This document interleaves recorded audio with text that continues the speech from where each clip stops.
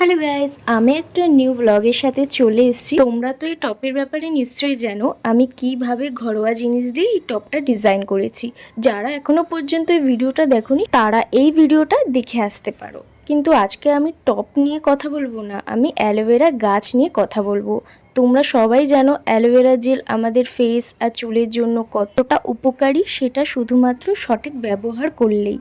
যারা আমার মতন র অ্যালোভেরা ইউজ করছো তাদের জন্য বলছি, অ্যালোভেরা জেল যতটা উপকারী যদি আপনি ঠিকভাবে ইউজ না করতে পারেন তাহলে আপনার স্কিনে ক্ষতি হতে পারে। যেমন অ্যালোভেরা কাটলে দেখুন এই ইয়ারলিস্ট একটা জেল বেরাচ্ছে, এটা কিন্তু স্কিনের জন্য খুবই ক্ষতিকারক। এটা ইউজ করবে না, স্কিপ করবে। ফার্স্টে অ্যালোভেরা টুকরোকে ভালো করে জল দিয়ে ধোবেন যাতে ইয়ালো যে জেলিটা আছে বেরিয়ে যায়। তারপরে মাঝখান থেকে ফালি করে আমি যেভাবে ভিডিওতে দেখাচ্ছি এইভাবে চাকুর সাহায্যে একটা বলে রাখবে। আর দেখতে পাচ্ছ যে মার্কেটের অ্যালোভেরা জেলের থেকে কতটা ঠিক।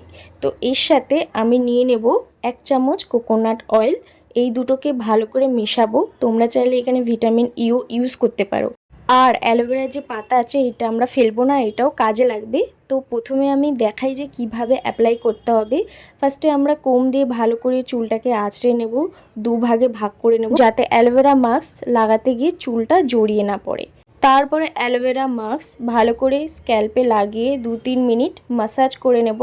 আর আপনারা যে মার্কেট থেকে অ্যালোভেরা জেল কিনে ব্যবহার করছেন ওগুলো একবার চেক করে নেবেন ওগুলো রিয়েল অ্যালোভেরা জেল কিনা, কারণ রিয়েল অ্যালোভেরা জেল কখনো গ্রিন ইয়েলো কালারে হয় না। রিয়েল অ্যালোভেরা জেল ট্রান্সপারেন্ট আর ঠিক হয়। আর এই যে অবশিষ্ট যে পাতা আছে এটা আমরা হেয়ার স্ট্রেট আর স্প্লিটেন যাতে না হয় সেটা আমরা ব্যবহার করতে পারি। আমার পুরো হেয়ারে অ্যাপ্লাই করা হয়ে গেছে, এটাকে আমি 30 মিনিট রাখবো। এবারে হচ্ছে ফেস।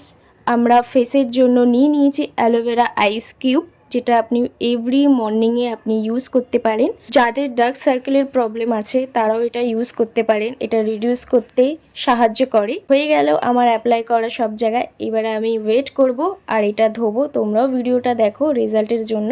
আমি শ্যাম্পু করে চলে এসেছি, দেখতে পাচ্ছ আমার চুলের রেজাল্ট। তোমরা হয়তো ভাবতে পারো আমি কন্ডিশন ইউজ করেছি, কিন্তু না, আমি কোনো কন্ডিশন ইউজ করিনি। তোমরা দেখতেই পাচ্ছ কতটা স্মুথ আর কতটা সিল্কি। আর ফেসের কথা বলে রাখি, আমি কোনো ফেস ওয়াশ ইউজ করিনি, আমি শুধু অ্যাপ্লাই করেছি আমার এই ম্যাজিক টোনারটা। আর যদি আমার কথা বিশ্বাস না হয় তোমরাও ইউজ করে কমেন্টে রিপ্লাই করতে পারো। আর জিতে একটা লাইক করে দিয়ে যাও আর সাবস্ক্রাইব করতে ভুলবে না। দেখা হবে নেক্সট ভিডিওতে। Bye bye.